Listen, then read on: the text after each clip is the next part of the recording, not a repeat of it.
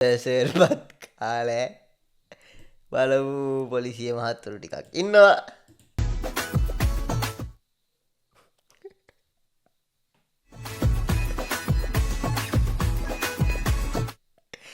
ඇරස් කරන්නද වගේ ඇවිල්ලා තියෙන්නේ.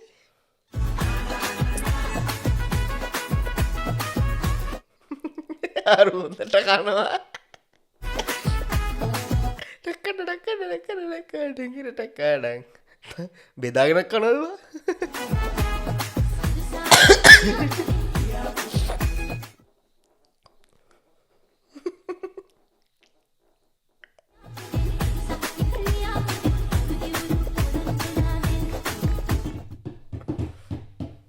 මේ වීඩියෝ දෙකක්ද බං එකම නෙවෙයි නේද?